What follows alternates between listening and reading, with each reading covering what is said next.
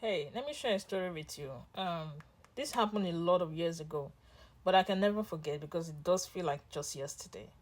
The lesson I learned from what happened is so big and so great. It is now a one of the pillars of my faith. I just wanted to share this with you.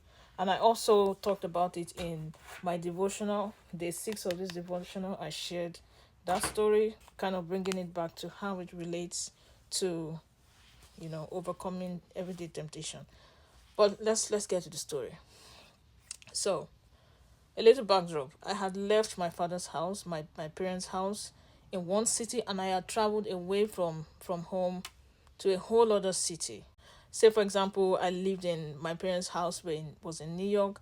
I went all the way to the south, and I was there by myself. I lived on my own. I literally left everybody, left my entire family, and I was starting life afresh. I was still in Nigeria. So this happened way back in Nigeria, but I'll just give you those cities references so you understand what I'm trying to say.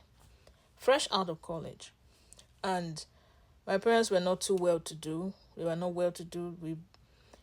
We made it through college only by the grace of God.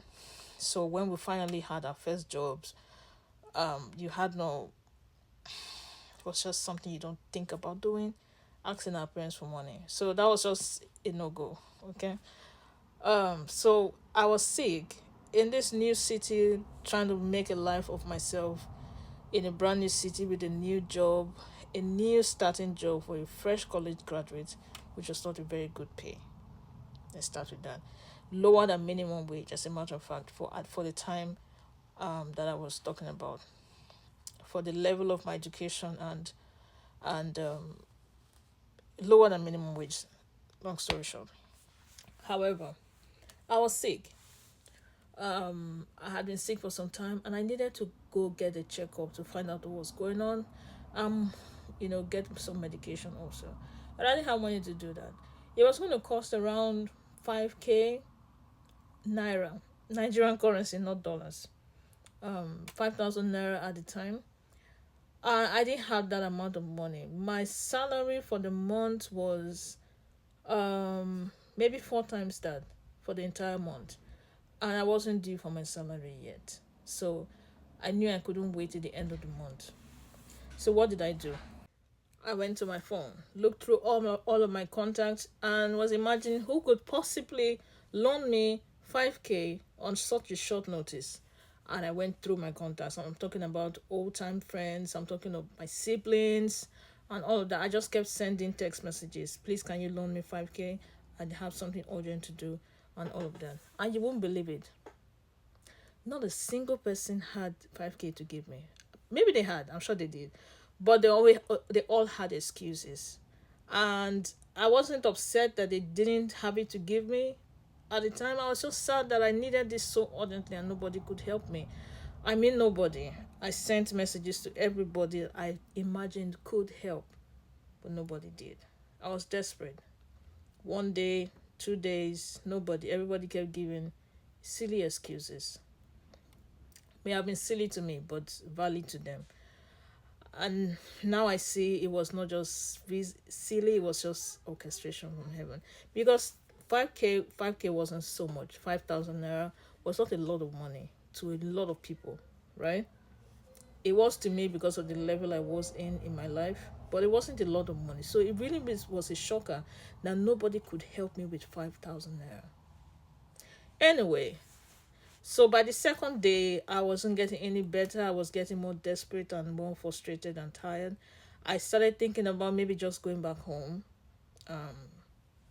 shut it all down, forget about this journey of faith, and go back home. Because I was clear God had told me to move to this new city. But things were rough. Things were extremely rough. So to add to my health was just something I couldn't take. The fact that I couldn't afford to take care of myself was just added extra burden on me. So I was preparing to back to just, call it quits. But it was in the middle of the month. I had to finish my job for the month. So this is what I decided to do. The following day I went to work and I was prepared to walk into my boss's office and request for an advance on my pay for the month. So I just was going to ask him, please, I need 5k so that at the end of the month You take the 5K off. I just need this urgently to go take care of my health. That's what I prepared to do. Listen, I was sitting down, I just waiting for him to be done with his meeting so that I can go in and tell him. And you won't believe what happened. My boss came out of his office and just dropped something on my table. I looked at it and it was a check for 20,000 naira. No discussion, no explanation.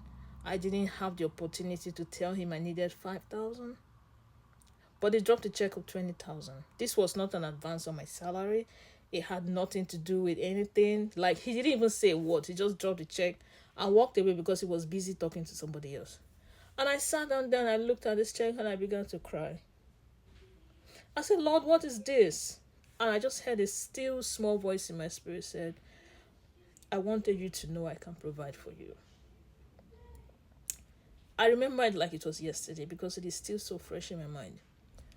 And I wrote in this book that sometimes God will not allow other people to be able to help you even if they want to, because he wants to take glory over your life.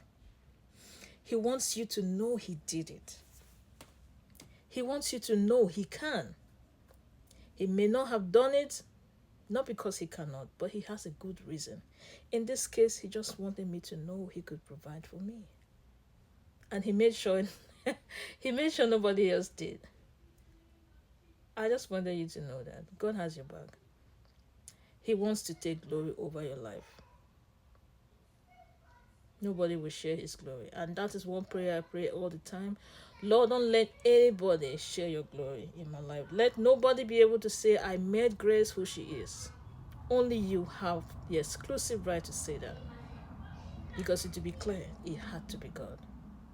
So that is for you. You're going through a rough time. Nobody may be helping you. They are not bad people. God wants to take glory. Let him have his glory.